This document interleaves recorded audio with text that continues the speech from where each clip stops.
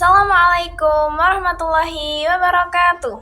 Hai teman-teman semua, sebelumnya perkenalkan saya Amalia Ihsanti dengan NIM 243141072 dari kelas 3B Program Studi Pendidikan Guru Madrasah Ibtidaiyah Fakultas Ilmu Tarbiyah Universitas Islam Negeri Raden Mas Said Surakarta. Pada kesempatan kali ini, saya akan memaparkan materi mengenai strategi implementasi pembelajaran mendalam yang berfokus pada 2 poin penting, yakni tahapan implementasi pembelajaran mendalam dan implementasi pembelajaran mendalam di berbagai jenjang pendidikan. Harapannya, melalui penjelasan ini, kita dapat mengetahui bagaimana pembelajaran mendalam dirancang, diterapkan, dan diadaptasi sesuai dengan karakteristik peserta didik. Bagian 1. Tahapan implementasi pembelajaran mendalam. Pembelajaran mendalam tidak dapat diterapkan secara tiba-tiba, melainkan membutuhkan proses implementasi yang terencana, sistematis, dan bertahap. Terdapat 6 tahapan utama yang perlu dilalui oleh satuan pendidikan. Tahapan yang pertama, sosialisasi kepada seluruh pemangku kepentingan. Pada tahapan ini, seluruh pihak yang berkaitan dengan proses pendidikan, mulai dari kepala sekolah, guru, tenaga pendidik, hingga orang tua, dikenalkan pada konsep, tujuan, serta prinsip pembelajaran mendalam. Tahapan yang kedua, identifikasi kebutuhan dan kesiapan. Pada tahap ini, satuan pendidikan melakukan pemetaan terhadap ketersediaan kemampuan guru, fasilitas, serta potensi peserta didik. Hasil dari tahap ini berupa dataset awal dan rancangan dasar pembelajaran mendalam yang akan menjadi fondasi dalam penerapan pembelajaran mendalam. Tahapan yang ketiga, uji coba dalam skala terbatas. Setelah kebutuhan dipetakan, pembelajaran mendalam diuji coba dalam situasi belajar nyata, tetapi masih terbatas. Misalnya, hanya pada beberapa kelas atau mata pelajaran tertentu. Tujuan uji coba ini untuk mengamati praktik di lapangan, menemukan kendala, serta mengumpulkan masukan untuk penyempurnaan berikutnya. Luaran dari tahapan ini berupa rekomendasi awal. Selanjutnya, tahapan yang keempat, evaluasi dan perbaikan sistem. Pada tahap ini, seluruh hasil uji coba dianalisis, baik dari segi proses, hasil belajar peserta didik, maupun kesiapan pendidik.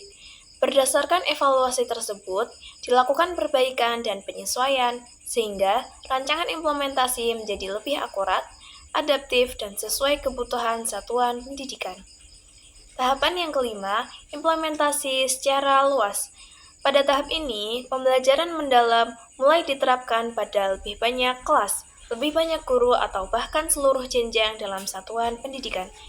Pada tahap ini, sekolah memperoleh bukti tingkat keberhasilan yang lebih menyeluruh sekaligus melihat dampak penerapan pembelajaran mendalam terhadap perkembangan peserta didik.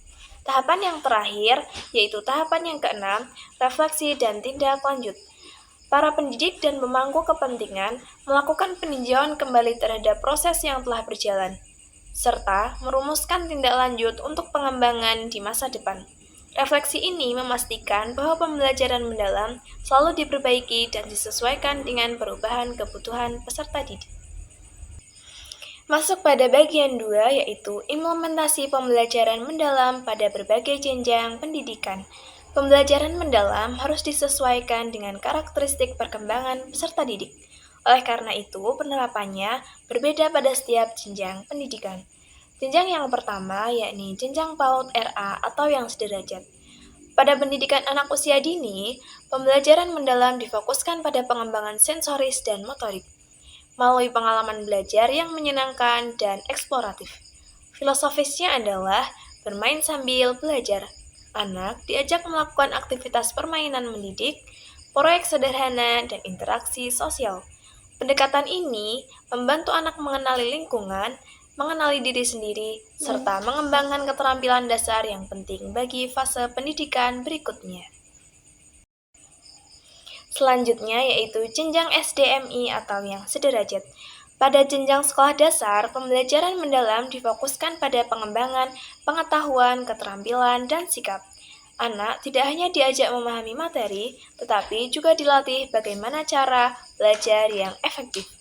Pada tahap ini, peserta didik dibimbing menjadi pembelajar yang aktif, mampu bertanya, bereksplorasi, dan berkolaborasi. Dengan demikian, mereka memiliki fondasi belajar yang kokoh ketika melanjutkan ke jenjang yang lebih tinggi. Jenjang yang selanjutnya yaitu SMP-MTS atau yang sederajat. Di tingkat ini, pembelajaran mendalam menekankan pada penguatan pemahaman konseptual, keterampilan berpikir kritis, serta kemampuan berkomunikasi. Peserta didik diajak mengembangkan minat akademik, keterampilan sosial, dan kemandirian. Guru berperan sebagai fasilitator yang mendukung peserta didik dalam menganalisis, mengevaluasi, serta memecahkan masalah melalui pendekatan yang lebih sistematis. Jenjang selanjutnya adalah SMA-MA atau yang sederajat. Pada jenjang pendidikan menengah atas, pembelajaran mendalam diarahkan pada pengembangan olah pikir, olah rasa, olahraga, dan olah hati.